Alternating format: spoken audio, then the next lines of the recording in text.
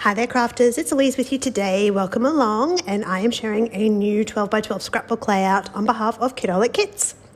Now, I have said throughout the month that I am stash busting. So I had these chipboard pieces in my stash. I had the pages of white fuzzy cut florals that you can see off to the right. And then the kit elements this month are the title and the ephemera florals. So I've chosen a picture of hubby and I. We had a coffee date, and of course when we're out and about I like to make him take a selfie just so we have memories of us actually together, because normally it's all about the kids. So chance for us to have a selfie together meant that I could have a bit of a play around with some florals and create quite a pretty sort of background, a little bit different to my sort of all boy mud and dirt and blues and greens and all those colours that I like to use for my boy layouts. So once I'm happy with my clusters, off camera I'm going to stick that all together. So you don't need to see me attaching anything. Basically I just turn it over and try to attach it with adhesive first, and then if I need to I use a little bit of tacky glue. Now you might remember these watercolour palettes from previous kits. They are of course by Vicky Bouton, and they have these beautiful shimmery colours. So I am teaming up the two sort of golds, or what I would call a bronze and a gold, and I want to sort of create a little bit of colour around my cluster. And I sort of had this idea to work from the bottom left to the top right, but I didn't really want to put a lot of colour in the background either. So you can see I'm just building some colour sort of around that bottom left, and I'm going to do the same thing up in the top right hand side, just moving some colour around until I'm pretty much happy with how this looks in the background.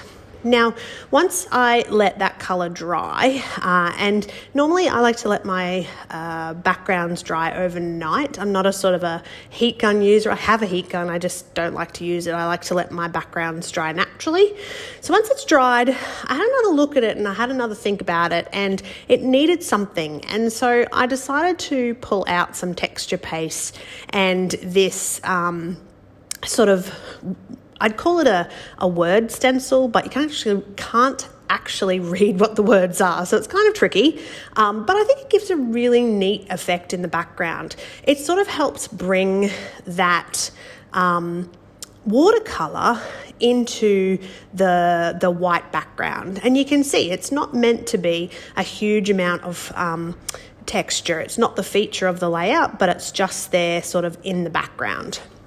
Now, because I was focusing on florals, I decided that I was going to pull out this floral stamp and just add that in a little bit of a monochrome kind of way. Again, blending my background layer, as in my texture paste and my watercolor, with my cluster. So this is purely just to bring everything together. I wanted this to be very subtle, and mostly you can see that it's the leaves that are poking out, not so much the florals, but it just gives that little bit extra.